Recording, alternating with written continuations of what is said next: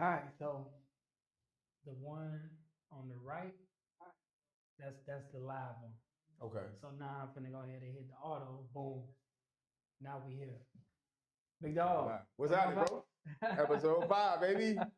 Yes, sir. Yeah, Steady we here, grinding. baby. We here. We here. Um, Let me cut this audio off, man. There it We is. live. We got some equipment here for y'all today. Indeed. Upgrades. Yeah, we ready to flick it back and forth, baby. Yes, we ready, indeed. man. So recapping, man, it was a hell of a week. Yes, it was. Yes, it was, man. I mean, Yeah. They was really loving what they seen, from not only just you and I, but bringing in D Block. D Block, shout out to you, bro. Shout out to him, man. I'll be remiss to say, man. What I appreciate the most is that we gave him a platform. Yeah, we gave him a platform, and that so many of his peers and family members were able to hear his story. Yeah, you feel me? And he spoke with clarity. You know what I mean? He spoke with his heart. Yes, I can see some emotion coming from it too. Yeah. And a lot of guys that played ball through the years that knew him. Reached out to us as well, as far as just the nostalgia of that through the years, man. Because well-known dude, good dude, so good vibes overall. Bro. Good vibes, man. And we got some views. I'm loving that. For sure. And this is where we're moving forward now. So I know we spoke about some things we want to get going for the platform in general. Right.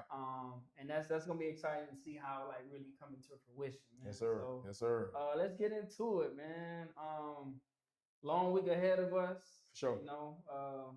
But the year is flying by, man. We already in third week of April? Indeed. Today Friday just passed. Today is Easter. Yes, sir. That's crazy. Yes, sir. Yeah. Happy Resurrection Day. Yes, sir. Yes, sir. Indeed. Man, just a couple of takeaways from church. One, no parking. And I can relate to it because when I was coming up, my mom was one of those parents where she didn't go often, but Easter was one of them days. Yeah. And I wasn't prepared. I had to wait in line for a while. Got in there, 1,000 people. It was, it was an unusual crowd and hot, but nevertheless, great sermon. You know what I mean? And the number one takeaway, if nothing else, to be short with it, was more so just being committed. Understanding that, when you're on a path, you have a certain journey, people can sense success. Yeah. And with that, you're going to have foes that come about. You're going to have enemies that come about that create lies and false narratives. But to not let that take away from what your journey is. And I think overall, just to conclude on it, everybody has their own journey. And man plans, God laughs. That's just what it is. So if nothing else, it was just lies are going to be told when you're on a success route, or people see it and they can smell it and they can get in the way. So this is your first Easter Sunday church sermon? Yeah. Because we're pushing 4 or 5 months now. Okay. So and then I'm actually scheduled to be baptized next Sunday. Yes, sir. Man, big step. That's gonna be a big step, man. So once I get some details, I'll definitely share and we'll go from there, bro. Yeah. For sure. Yeah. Huge, bro. That's huge, man. But sure, I grew up Pentecostal, so we went to church on Saturdays. Okay. So similar to 7-Day Adventist. So I'm trying to remember, back in the day, Easter Sunday was at my grandma's house, cook food, have the little Easter eggs, but gotcha. I don't remember going to church on Sundays, to even in college. I don't think I ever took that step. Gotcha. Gotcha. Okay. So it was a little different feeling. I did attend virtual church today. Okay. Gotcha. Similar messages you could go around not believing, but what if? You know what I'm saying? For sure. Just taking that step forward, man. But that's great, bro. Indeed, bro. Yeah, refresh, renew, and yes, sir. That's what it's about, man. True. So, this week episode, man, I had a couple situations happen. I spoke about one of the scenarios with you earlier. So we want to dive into being a supportive friend, right? What does it mean? What does it detail? What are some of the actions that you should be portraying to your friend? Whether that's it's the right step or the wrong step. How can you be the best supportive friend that there is, man? So let's dive into that. That's challenging. I'll let you dive into it first. Yeah, it's challenging, man. So I got a situation where and this happened over the years, various occasions where I might have somebody come with a plan. It's not a well thought out plan, or they want to make a transition. Oh yeah. And I'm trying to think through my analytical brain, right, to help them see through some of the obstacles, but I don't want to put the obstacles in Right. front of them. Right. Recently, I just threw the obstacle out there in front of this certain friend because I'm like, bro, we in our 30s now. Like, sometimes it's not a lot of times where we can make that mistake. Right. I ain't gonna say late in life, but we still young. Right. Like, are you seeing around? So right. some of the questions I was asking them, I was like, well, you know, what skill sets are you looking to gain from making this, you know, this step? Right. Or are you saying this is your end all be all? Because sometimes, like when you going in head first diving in like that, and then you get hit blindsided, you know what I'm saying? Now, yeah, then you know you tend to take the turn and you fall into some things where you don't want to fall into. Right. I'm just trying to figure out just better ways to maneuver because they called me and was like, man, I didn't feel supported by you in that moment. I was like, dang, bro. And I thought about the whole conversation. It was like, you know, when they say your life flashes before your eyes, you can see everything. I saw the whole conversation when he said that. Gotcha. And I was just like, damn, I wasn't, bro. It was like I don't want to say I sounded like a hater, but it sounded like a hater. It was like I didn't want them to make the mistake. Right. But I wanted them to take that step forward. Let me interject, not to cut you off. No, go ahead. There's a difference though between devil's advocate and being a hater. You feel me? Or projecting your fears on that person and really just being authentic about it. Right. So I mean, without me even knowing much about the conversation in depth, that ain't necessarily your personality to hate. Yeah. You probably just was being truthful, being honest, being authentic. Right. And as you said, being analytical, like you're forecasting what the future can potentially be, and has your friend thought that far down the line? Right. You follow what I'm saying? Right. So, but I could definitely relate to that. But I'll let you finish before. So you know, then I'm thinking like now, you know, I'm still a single man looking for that opportunity. So I'm thinking like if you know I get into that situation with my significant other, right? Like you got to handle that with care. Oh, for sure. So that's where I'm at, man. This definitely was a stepping stone for me with how you know I approach certain situations like that. Gotcha. So even whether that's with my kid, my spouse, brother, anybody. Man. Gotcha. Yeah. Man, I think for me, man, unfortunately, sometimes you can be deemed as Superman. Some people come to you with news, hoping that you give them a piece of your cake to go along with their journey. Okay. You follow what I'm saying? Yeah. And I'm honest, man.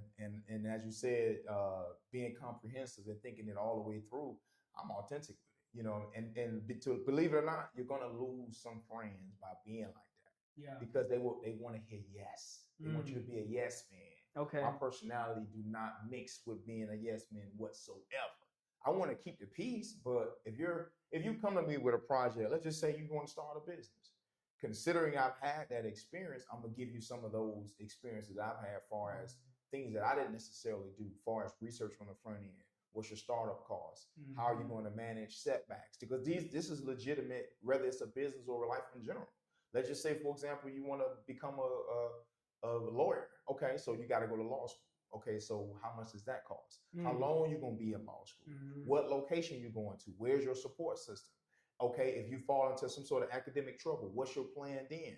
Or what are going to be your healthy study habits? But people don't want to hear all of that. Yeah. And that's just a quick scenario we came up with. So I think for me, to conclude it, I try to find a happy medium between encouragement and reality. Because I'm a realist, you know what I mean? And to the point of even having setbacks. I had a business venture. It didn't necessarily work out, but I did it for years. So we could talk about it in depth, far as how did it go? What were some of the setbacks? What would you have done different? You know, what was the in-depth research? How much was the initial cost funding? How much did you make annually? Could you have diverted, you know, could you have allocated funds elsewhere? So, you know, so that's what works for me. And as I said, it all depends on how your relationship with that person. Yeah. And if you kind of, how can I say it? If you kind of try to lay them down easy or put them on a bed of roses, like, hey, we're going to have this tough conversation, but I don't want you to look at me different or for the dynamics of our friendship to waver whatsoever, because I'm doing this because I'm a genuine friend. So that's what has worked for me and not worked for me through the years, to be honest. Yeah, I think in this moment is because it's just starting. Like this is their new venture. Gotcha. That's why it came off that way to them. Like, damn, I ain't even like get in the nitty gritty yet. And like, giving me a different side of it. So right. But even starting this podcast, right? I thought about a whole bunch of different. I'm like, okay, now it's time based. Yep. Equipment. Oh yeah. You know what I'm saying? Coming up with content. It's like a lot of different things. Like people probably don't think about. For sure. So, you know. But I think I add this in. The fact that you thought that far down is just different dynamics, and this is another conversation, excuse me, that we've had. The transferable skills from your actual profession that you can transfer over to whatever given venture you go into. Yeah. You're not just thinking about, okay, once the sponsorship come in and now we Gucci. Like, nah, it don't work like that. There's so many different levels and preparation and money and time that comes with no guarantee. And one of the dudes I always go back to is Ike Johnson, man. I don't know if you heard of the dude. Yeah, I heard of the dude. Yeah. Not necessarily being committed to the process or the journey, not necessarily the desired results. Because if you tell me we lock in for 12 months, even if we don't hit the monetary gain that we're aiming for, the knowledge and the relationships and the impact in the community, some things are invaluable. And I think that's the biggest thing that'll come from. Yeah. Wow. It's a lot to think about, bro. A lot to unpack with that. Okay, man. So, all right, let's along those same lines, right? So if you think about when do you pivot from your dream? Have you ever had to pivot from a dream? For sure. Okay. Let's talk about it. Man, well, I mean, of course, you know, by us being former athletes, you could tell me I wasn't going to the league. Listen, let me tell you how as committed I were to that NFL dream. My senior year, going into my junior year, the entertaining going back home wasn't even an option. Stayed in Savannah. Picked up a summer job. We had something called Camp 12, which was a combination of field work and beach work.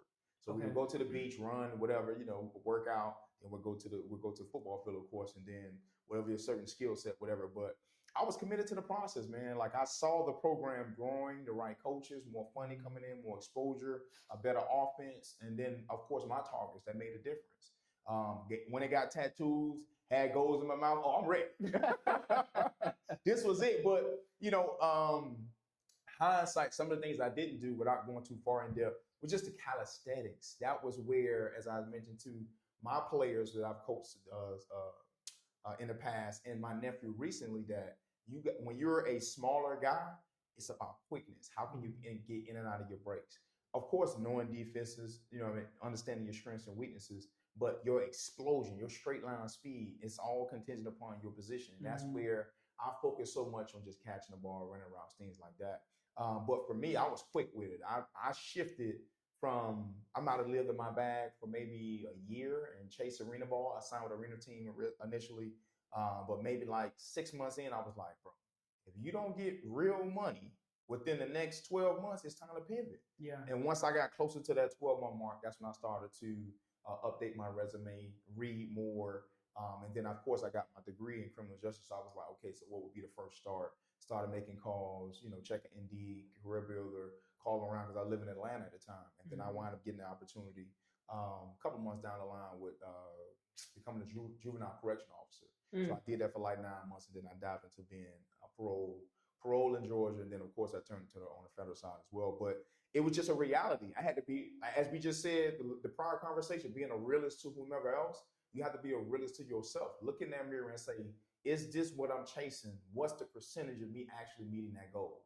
Yes, you can, so go all out about it. And I've seen guys in the early 30s, late 20s, that are what people don't talk about is if you're late going into the workforce from your age limit, that limits you, especially if you couple that with no degree. Yeah. So the benefit for me was realizing early, having an educational background, and being able to make a seamless, I wouldn't say necessarily seamless, but having a rather smooth process compared to my former teammates, who might have been better or had an early check, or some sort of funding to where they felt they had more time to pursue that goal. But I was early with mine, considering my background, being from Liberty City, being a first generational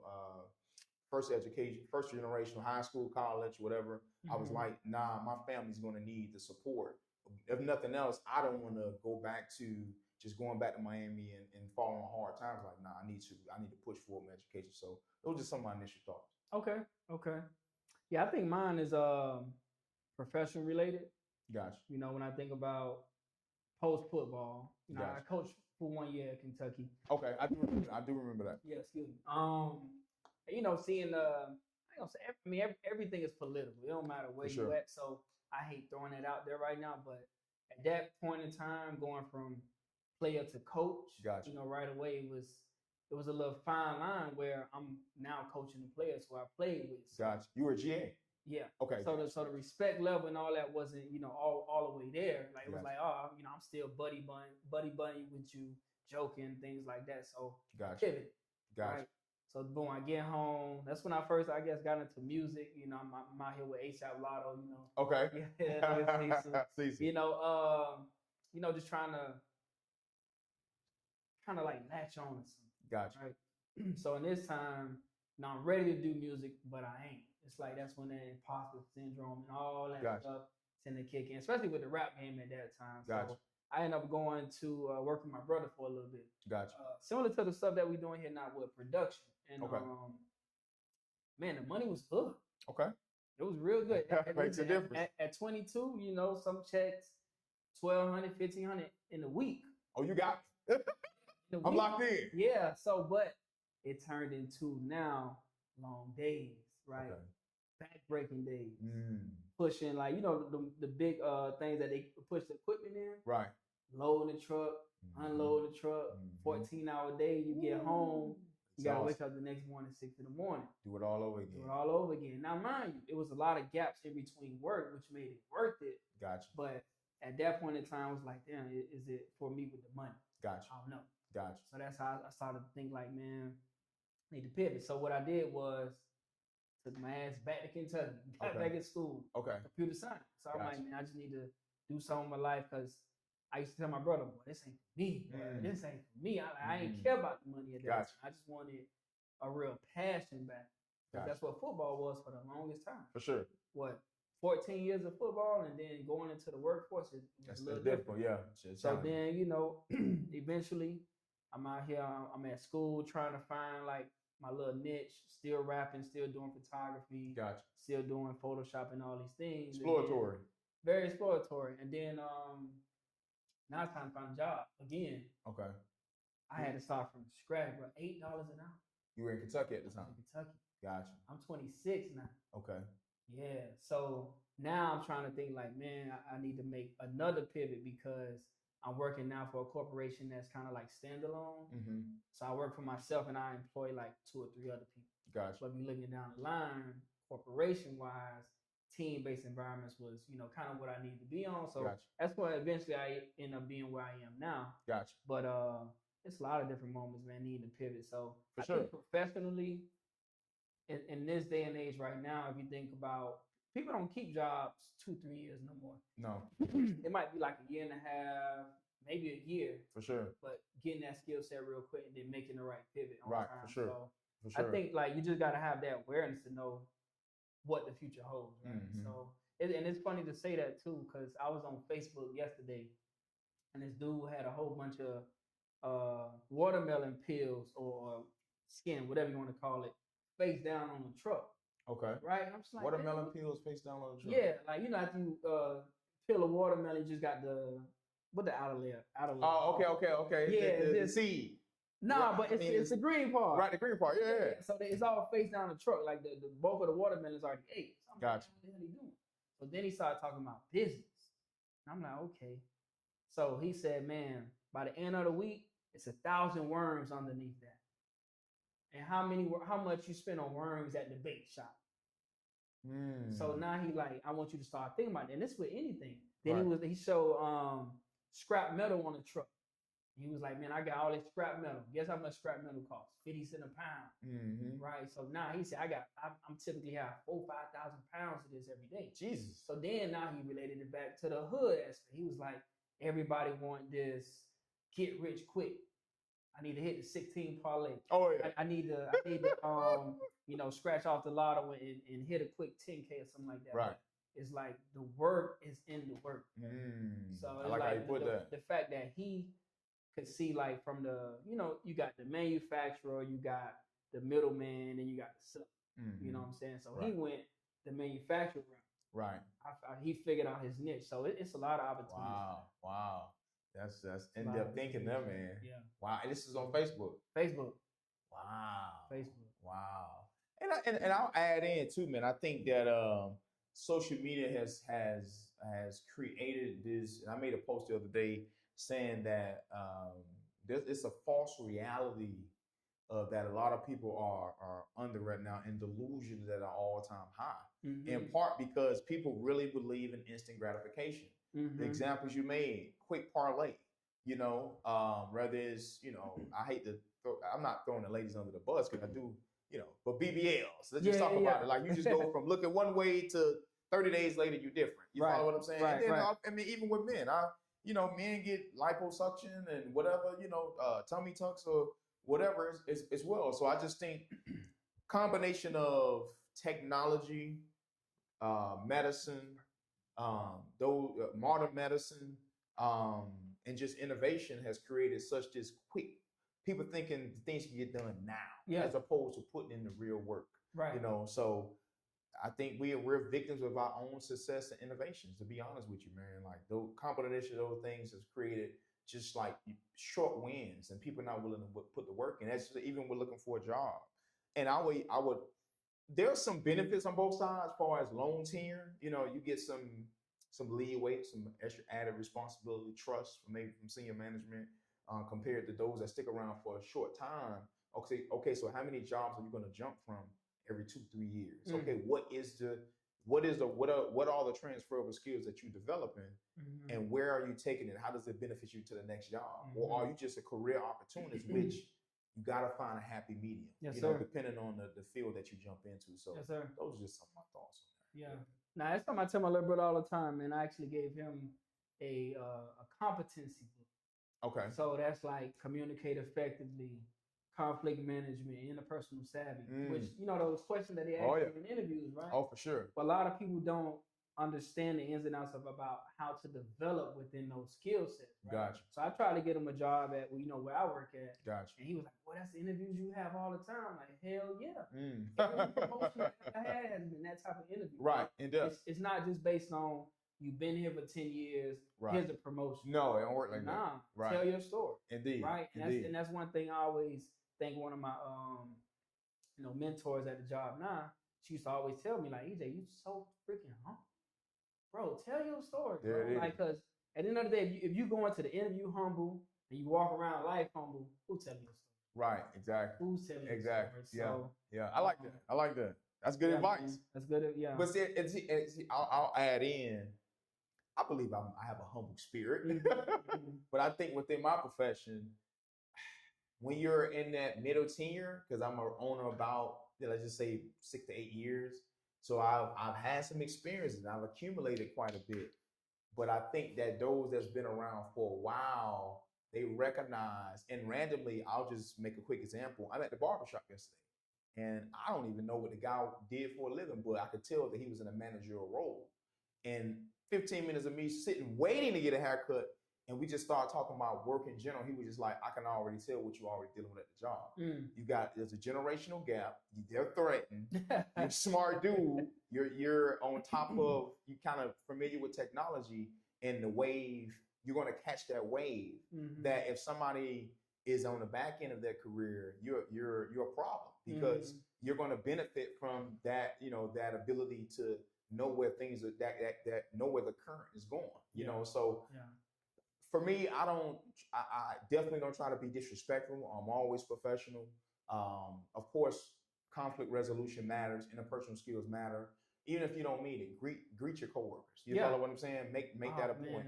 Even at the lunchroom, like I'm not one to, I think we talked about it before, I'm not going to lunch at 12. I'm just not, because I like to get up in the morning and work on me. So that's when we talked about the fitness part of it. Point to yourself first. For sure. Then in addition to that, intermittent fasting, whatever. But if I walk past the lunchroom and I see somebody I'm familiar with, I may spark a conversation. Why not? Because if you're deemed as somebody that's, smart, knowledgeable, you dress well, carry yourself well, those things you can carry over into that interview that you spoke of. You're not just coming up with scenarios. They're going to bring up a scenario. Hey, I remember such and such, and you carried yourself well in that situation. So those are some nuggets to think of for sure. Nah, for sure, man. Just one point that you mentioned with the speaking to your coworkers. Gotcha. That was one thing I struggled when I first started working in like the workforce, man, because it's like I wasn't a morning person. Right? Gotcha. So my brother actually gave me a little technique. He was like, "Man, in the morning, just call me. You have to warm up yourself." Oh wow! Right, like let's have a conversation. Let's go. You know, like get like your energy levels up in a sense where you're not trying to break your fast talking. Gotcha. Work. You already broke it. Okay. Your mind already gone. It's ready to have a conversation. Got that. It was to the point I was like, okay, every morning, hollering at, hey, big bro, what's good? Oh man, nigga just waking up, this, that, and the third. But it makes sense. Gotcha. Everything that you do has to be like broken, whether that's, you know, eating, drinking, talking. You gotta break the fast in the morning. Wow, I never thought about it like that. Listen, and wow, it changed my whole perception of how people view me at work too. Gotcha. I used to come in like, what's up? Chilling. Hey. But even in my managerial position now, I got, hey, good morning, how you doing? Right, you gotta engage me. You ready? You know? See, I like that because we're different. Yeah. I'm a morning guy. So never been a morning guy. I'm a morning guy, man. I think it's a combination of them workouts early in the morning. Even then, I wasn't a morning guy. Wow. Hated it. Yeah. Right. So on the flip side, I like to listen to sports radio. Okay. So on my drive to work, I'm listening to sports. So I'm hearing different perspectives. And I'll also add, this is also how I've developed my vocabulary short of me reading. Hearing other people's conversation in their word, you know, how in-depth their vocabulary is. I sometimes take them words and I bring them right to the workplace. But if I see people, I speak, I smile. That's just kind of, you know, that everybody doesn't have the same personality. So I like how you address, you know, feelings of this is where I need to improve at and taking those steps. For sure. Small steps, bro. Indeed. So in the line of pivoting, man, actually, give us 1 second, man. I want to bring up something. You know, since we talk about being athletes and stuff like that, I want to just highlight my boy right quick. Yes, sir. Yes, sir. Oh man, you bring back memories, bro. Yeah. Oh man, full circle moment, man. Full circle, man. Yes, sir. Wow, this was some good tape right here, man. Yeah, some good tape, man. We played against some good teams. So we were in probation during the period I was there. But we played a lot of MEAC teams. So the Clark Atlantas, the North Carolina, what was it? North Carolina Central. I don't believe we played Bethune. We played Bethune. That was some of the big games. Edward Waters. So but as you can see through the tape, man, I remember one coach saying he can run routes crisp. And he will catch a BB in the dark. But he will not run a 4.5. Look at that, touchdown. True indeed, man. I like it, man. I like it. Indeed, man. I appreciate you, bro. Yeah, no doubt. So now we talk about being an athlete, right? Right. We all had a dream. Sure did. We all had a dream, sure right? Did. I ain't gonna lie, my first dream was to be a hoop star. Gotcha. Basketball. That's my first love. That's my first love too. I ain't gonna lie. The court in the backyard, man. I was out there 10, 11 o'clock at night. Wow, getting it in. You remember that little move everybody did? You know? AI, they like AI right there. Yes, or Hardaway though. Which one? Tim. Okay, I see you repping him. Tim. But yeah, man. So like growing up, I played basketball, football, baseball. Gotcha. That was my 3 sports year round. Okay. My dad kept me in the sport every season. For sure. You know, you ain't finna be in the streets. Right. I can relate. So everything I did was at Bunch Park. Gotcha. So from 6 on to 13, I got to the West. Gotcha. And at that point, man, my nickname was L Dog. Everybody know me out there as L Dog at Bunch Park. Indeed. And you know, needing to now build a new rep at the West. That's gotcha. When I became EJ quarterback, gotcha. Right? Going into the senior year, I'm like, damn, boy. At the West? Yeah. Okay. There ain't really no offers coming through. Gotcha. You know what I'm saying? That's how I ended up at Marion University. Gotcha. And I had to go to some little clinics back then. I forgot what they called it. It was like you could go here in all the schools are here, like the Okay. under NAIA D3s and all that. And that's Gotcha. how I ended up linking with Marion. Gotcha. New program, through the first touchdown in history. Like all Nice. I know that. Congrats on that. First touchdown. Hey, listen here, man. Them wins right there, bro. First touchdown in history. Sweet. Bounce. Went to Pasadena. We're out there with Vape. Okay. You know what I'm saying? Cali. Yeah. Okay. Playing quarterback and kick return. Gotcha. Wow. Quarterback and kick return. Yes, gotcha. sir. Yes, sir. I got some highlights. I ain't gonna show it today though. Gotcha. Then I get out to Kentucky, switch over to receiver. Brand new for me, bro. I ain't played receiver since 8-9 years old. You know what I'm saying? Gotcha. And even then, I was quarterback / I played receiver with like blowouts. Gotcha. So I'm there behind Randall Cobb. Okay. Deep behind Randall Cobb, though. You know what I'm saying? It was Cobb. It was a couple other guys, man. But that's Cobb, just top of the line, who I remember right now. Gotcha. So now, life is here. Mm-hmm. I need to pivot. Mm-hmm. I don't know what to pivot to. And Gotcha. I alluded to it back earlier in this episode where I was talking about, picking up music. Right. But nowadays for athletes, because there's a lot of opportunities out there to even make money on a collegiate level and not have to worry about NFL level. Right, so, right. What's your view on that, man? Like, when do you feel like you should start prepping yourself for a plan B that you might have had to think about? I think once you get close to that transitional period, junior, mid-junior year, senior year, if you're not getting the attention at the next level, that's I think, and that's within any profession.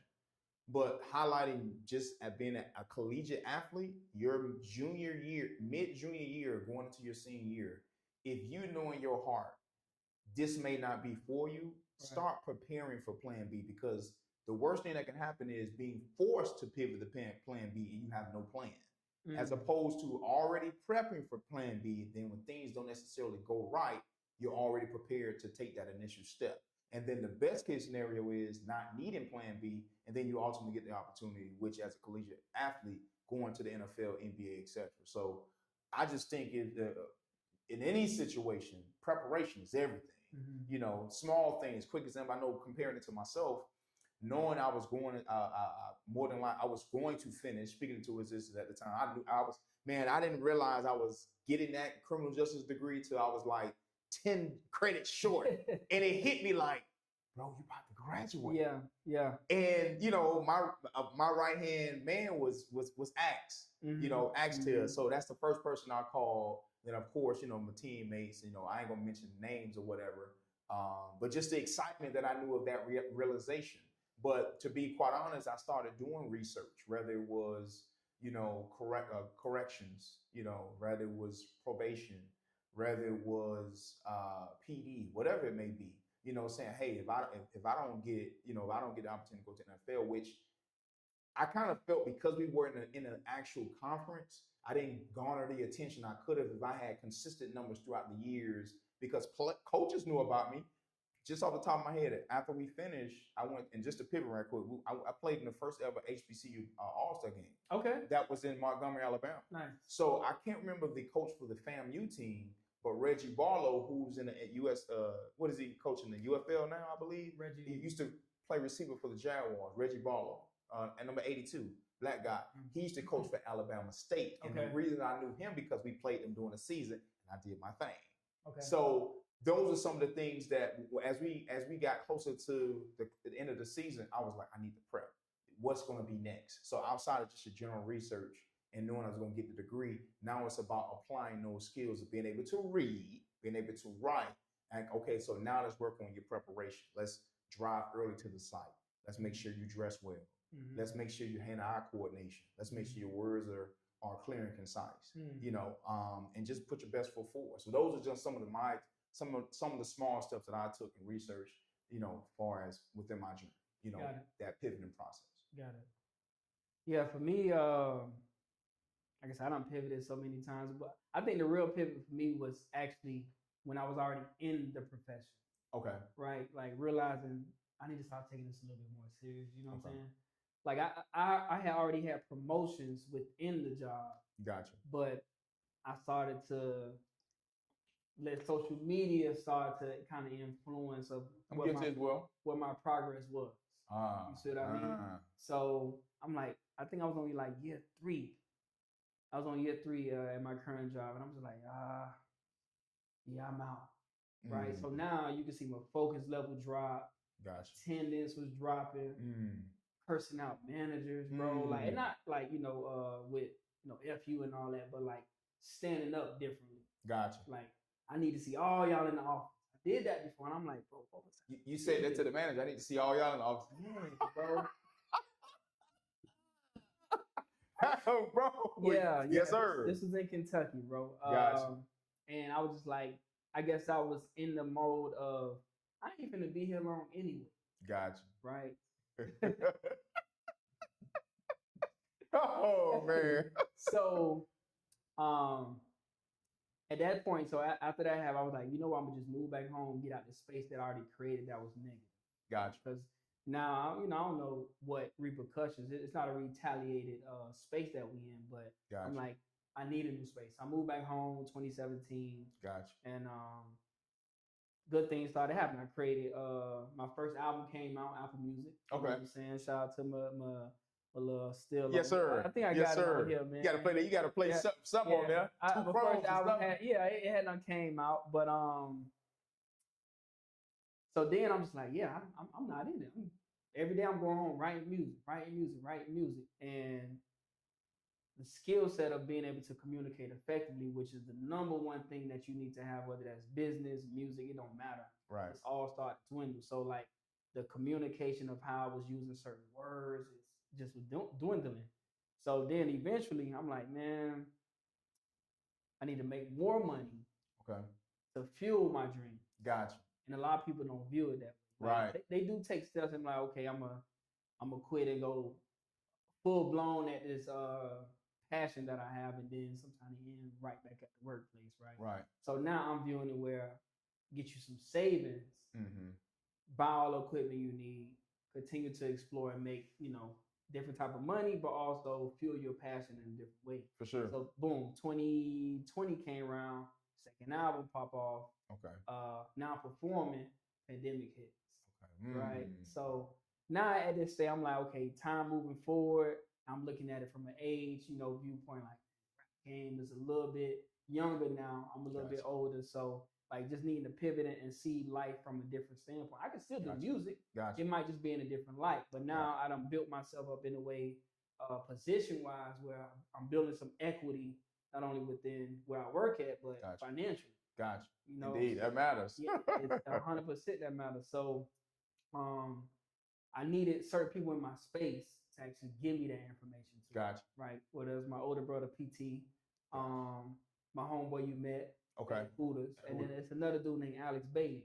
Okay. He remind me of what's the Golden dude name? Myron Golden. Myron Golden. Myron. Yeah. Oh yeah, for sure. They remind me of the same each other. But like, goes back to community as we always reference, using that to be able to branch your ideas off each other. For sure. And then move in the right direction. Gotcha. So, like I say, my pivot was already post athletic, but it was within the profession, knowing when to make the right decision. For sure. And to the point I'll jump back to 2 points you made. I remember hearing Akon talk about when he signed artists, he recommended they still have a job because the money that you desire isn't going to just pop out of the sky. It's just not happening. As you mentioned, you got to fund your dream. Yeah. How do you fund your dream? It doesn't necessarily have to be $8, $10 an hour, but do something to where when you're not working on your craft, you're funding your craft. So you're still connected. Look at it as that, but to the community aspect. And I think for me, I've mentioned before, I'm in that transformation stage of community because my community I did have, I've outgrown because I've outgrown it because it's just, you're in a new season. And if I'm somebody that was within your community and I see you doing things that are now I can't recognize, if I'm not secure within myself, now I feel some type of way towards you. And that could be family, friends, cousin, sister, brother, aunt, it doesn't matter. If you outgrow that community and them playing a role to where, because I'll even add in what Charlamagne used to say, from a therapeutic standpoint, sometimes people enjoy it when they had control over you. Now you've become a new person. Oh, I don't like this new person because I no longer have control over it. And that could be parents, that could be friends, or it don't necessarily have to be control, influence. Same thing, So for me, going back to the church, and I'm still trying to figure those things out. And of course, we both got thousands of teammates, but how many of them do you talk to? Not many. One hand. And It's not necessarily that they're bad people. We could just say you could meet a random teammate, in a different setting, and then you can spark a new relationship because it's no longer football related or basketball related or just rec ball related. Now it's that professional space, that business space, and you guys speak the same language. That's ultimately what your community is. Yeah. Everybody has their own personal life, but you guys speak the same way or think the same. Right. And for me, I'm encouraged to learn those things. It's just you're gonna take some knives in the back in the process because when you're smart and you're sure of yourself, you're gonna meet some people that just have sinister ways, and it takes time for them to reveal themselves. So I'm falling in love with the process, bro. That's love, bro. That's love. All right, man. So we're gonna end the segment today. Excuse me, with something fun, man. I think we can host this every time, even with guests, right? Gotcha. Always something new where what we call chalk it, like the blackboard, or erase it. When we think about today's world being able to be easily accessible, whether that's through social media, FaceTime, text messaging, etc. We meet a lot of people. Right. There's dating apps. There's just a lot of different things. So you got Hinge, Tinder, etc. Oh man, it's all out there. Bumble. It's all out there. It's all out there. Bumble, Facebook dating. So when you think about like being able to meet somebody, okay, do we continue to ghost somebody if it's just not working? So do we chalk that? Do we leave that on the board, or do we erase that? Do we actually allow them the space to know what you're not feeling about them? Because maybe it's something that they need to change for the next person. Right, for sure. So chalk it or erase it. So you're saying somebody that you meet on a date now? Anybody you meet. You can meet them in person, y'all texting all day. Right. And then you just end up ghosting. Gotcha. So you're saying like, when is the right time, or how did you make that decision? I'm saying, do you continue to ghost somebody and not tell them what it is? Oh, okay. Or do you tell them what it is before you ghost them? I'm gonna lean on my personality. Okay. I'm transparent about it. I'd rather tell you what the issues are. Okay. Now the question is whether they're ready for that feedback. Okay. Whether they're ready to end that relationship, because as Shannon Sharp says, where emotions is high, logic is low. So my advice to mostly men, or whichever gender is delivering that bad news per se, make sure your setting is right. I probably wouldn't tell you that in your house. You know what I mean? It's just not happening. I probably wouldn't tell you that in my house. I would rather probably give you that information either by phone or in a public place, to where if you do act a fool, it come 911. That's just what it is. But no, I think relationships are super important. Not just relationships. We can even add into a friendship as well. If things are just problematic and conflicting, I'll give a quick example. I had I thought she was a good friend that used to be my coworker when I worked in New Orleans. And just we having various conversations, whether it was pay, parenting, the work experience, whatever. And just on the slide, to my surprise, she was just like, let me give you an example of a good man. I say, well, what do you mean by that?